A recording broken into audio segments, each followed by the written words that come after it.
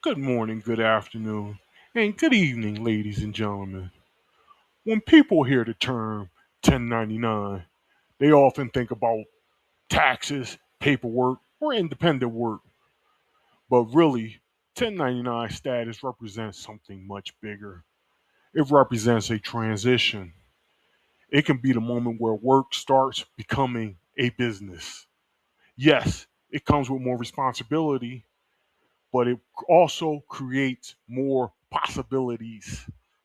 In this presentation, I want to show that 1099 work is not just a burden shift, it can also be the beginning of a business model if the worker learns how to think like an operator. Most people will see 1099 work as freedom. They think of the flexibility, being your own boss, and having more control over your own schedule. And honestly, that's an awesome part of the story. The appeal is real. But what makes 1099 work interesting is that it can go in two directions.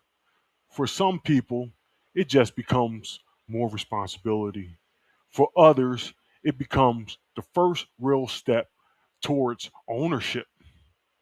So, the question is not whether 1099 work feels independent. The real question is whether that independence is being shaped into something sustainable and real. The unfortunate reality that many independent contractors they feel is overwhelming and regret. That makes sense because once employer support disappears, more of the responsibility lands on that individual. Taxes, client management, income stability, and planning all become your personal responsibilities. But I also want to frame that positively. These responsibilities not only are pressure points, they are also the integral building blocks to business ownership. The moment you start managing these areas intentionally, you are no longer doing the work.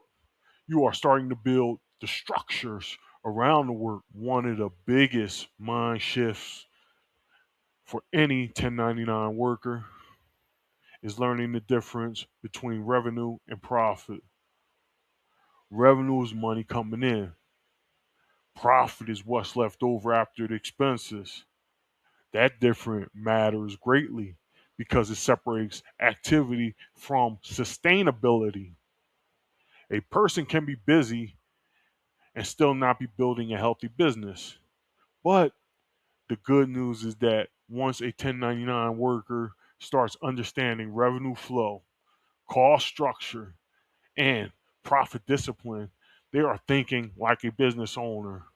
This is one of the first and most important upgrades in the journey from a worker to an operator. Yet there are hidden costs.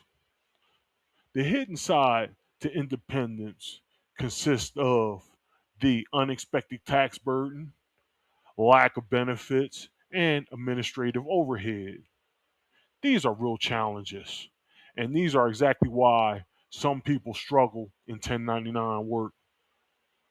But they are also the reason business thinking matters so much. Once you understand these costs, you can plan for them accordingly. You can set aside money for taxes. You can price more intelligently. You can decide what systems or support that you need. So it's not just about the hidden costs, it's about the need to build a real business model around your independent work. Being a contractor versus a business owner is one of the most important distinctions in this whole presentation. A contractor gets paid for doing the work. A business owner builds a system around the work. That system may include pricing, client relationships, repeat business, financial discipline, and long term fiscal planning. The encouraging part is that the 1099 worker does not have to stay stuck in contractor mode forever. In many cases, 1099 is the starting point.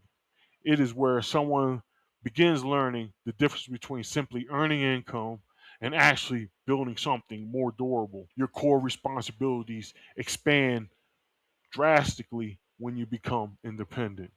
You have financial responsibilities, operational responsibilities, legal and administrative responsibilities, and strategic responsibilities. That may sound like a whole lot, but this is where the business starts taking shape. Once you are managing clients, tracking costs, thinking about pricing, and planning for growth, you are stepping into the real work of business ownership.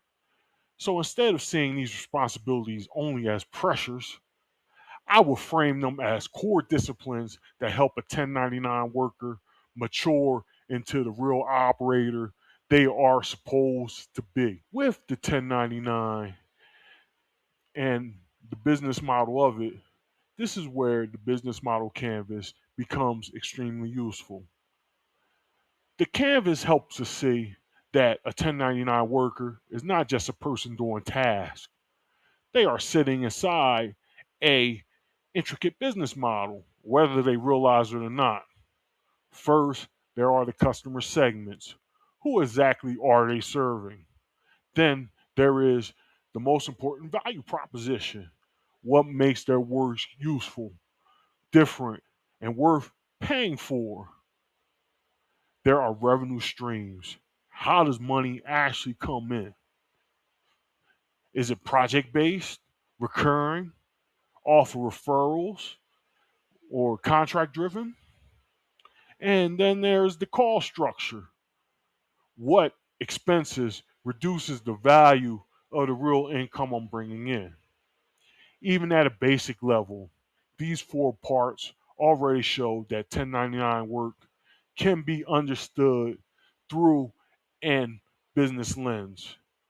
And if we go further, we can also think about channels, meaning how the worker find clients, customer relationships, which means how trust and repeat businesses are built.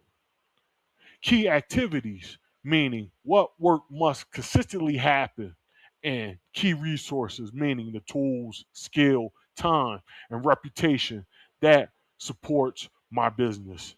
So, the positive takeaway here is this: the business model canvas shows that a 1099 worker is not trapped. They can actually strengthen their position by building clarity around these parts.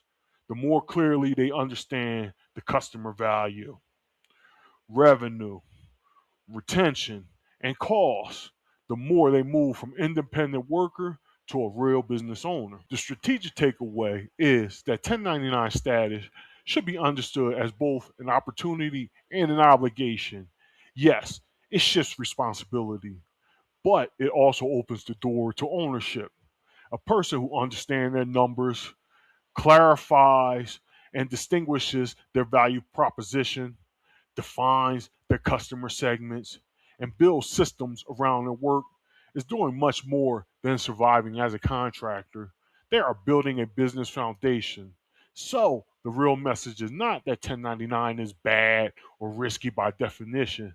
The message is that 1099 only becomes powerful when it is supported by a business structure. To conclude, 1099 work is not just about being paid differently, it is about operating differently. It asks more of the individual, but it also offers more possibility. If someone treats their independent work through the lens of a real business model, understanding their customer, their value, their revenue, and their costs, then the 1099 status can become much more than a tax category.